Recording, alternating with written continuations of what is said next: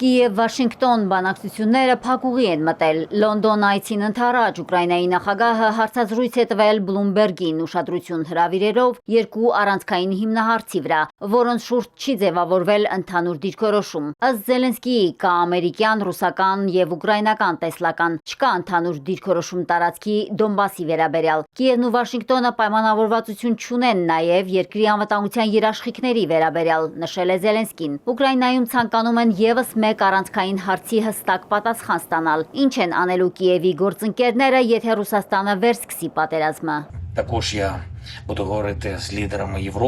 Մենք սկսում ենք նոր դիվանագիտական շաբաթ, կլինեն խորհրդակցություններ եվրոպացի առաջնորդների հետ, առաջին հերթին անվտանգության հարցերի մեր դիմակայունության եւ պաշտպանության աջակցության փաթեթների շուրջ։ Վաշինգտոնը մեծացնում է ճնշումը Ուկրաինայի նախագահի վրա, նրանից պահանջելով համաձայնել տարածքային ու այլ զիջումների։ Axios հարթակը հայտնում է, որ ուկրաինացիները դեռ կարծում են, որ ամերիկյան պլանի որոշ կողմեր շահավետ են Մոսկվայի համար, եւ Միացյալ Նահանգների նախագահն ավելի շատ ճնշում է Զելենսկիին, քան Պուտինին։ Axios-ը սակայն նշում է նաեւ, որ ըստ ամերիկյան պաշտոնյաների Վաշինգտոնը ճնշում է նաեւ ռուսական կողմին իր պահանջները մեղմելու համար, իսկ Միացյալ Նահանգների նախագահը վերահաստատել է պնդումը, որ Ուկրաինայի վրա գումար չի ծախսում։ Մենք պարզապես ուզում ենք, որ մարդիկ այլևս չսպանվեն։ Գումար չենք ծախսում, միակ բանը, որ ծախսում ենք, ժամանակն է։ Ավելի վաղ Միացյալ Նահանգների նախագահի որդին Դոնալդ Թրամփ կրտսերը արևմուտքին մեղադրել էր բազմամյա կոռուպցիան անտեսելու եւ Զելենսկիին աստվածացնելու համար։ Նա նաեւ հայտարարել էր, որ հայրը կարող է ի վերջո հեռանալ հակամարտության կարգավորումից։ Զելենսկին հայտարարել է, որ Ուկրաինայի պատվիրակությունը Միացյալ Նահանգներին կներկայացնի խաղաղության ծրագրի իր տարբերակը, կազմված ոչ թե 28, այլ 20 կետից։ Պլանից հանվել են այն դրույթները, որոնք ընդունելի չեն Կիևի համար։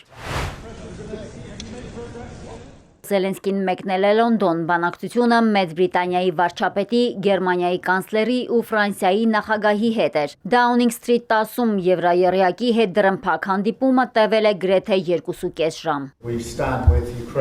Մենք Ուկրաինայի կողքին ենք, եթե պետք է խաղաղություն լինի, այն պետք է լինի արդար ու տևական։ Շատ կարևոր է, որ մենք ամրագրենք այն սկզբունքները, որոնք կարևոր են Ուկրաինայի համար։ Մենք աջակցում ենք ձեզ եւ հակամարտության եւ բանակցությունների ժամանակ։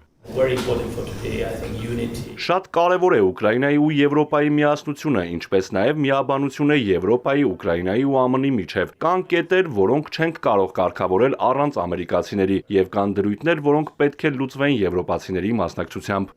Թեպետ նախկինում Թրամփը Զելենսկիի հետ հանդիպմանն ասել էր, որ իր ձեռքին խաղաթղթեր չունի, Ֆրանսիայի նախագահը պնդել է. մենք ունենք շատ խաղաթղթեր։ Ֆրիդրիխ Մերցի խոսքով էլ վճռորոշ պահ է բոլորի համար։ Ավելի վաղ Գերմանիայի կանցլերը պարզաբանել էր ՆԱՏՕ-ի երկրների ռազմական արսենալի ծախսերի ավելացումը, այն կապելով Խորհրդային Միությունն իբր վերականգնելու Պուտինի մտադրության եւ դաշինքի մտավախությունների հետ։ Կրեմլում արձագանքել են Մերցի հայտարարությանը։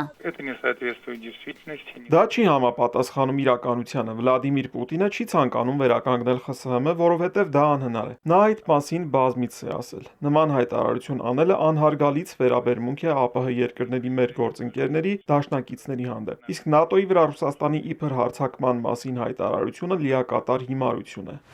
Լավ է հագնված Ուկրաինայի նախագահին հաջողախոսում է ՆԱՏՕ-ի գլխավոր քարտուղարը։ Բրյուսելյան այցի ժամանակ Զելենսկին հանդիպել է ֆոն դեր Լայեն, Կոստա Ռյուտե Երիակի հետ։ Հյուսիսատլանտյան դաշինքի, Եվրահանձնաժողովի ու Եվրոպական խորհրդի ղեկավարների հետ Զելենսկին քննարկել է դիվանագիտության արդյունքները։ Ուկրաինայի նախագահը բրյուսելյան հանդիպումն արդյունավետ է որակել։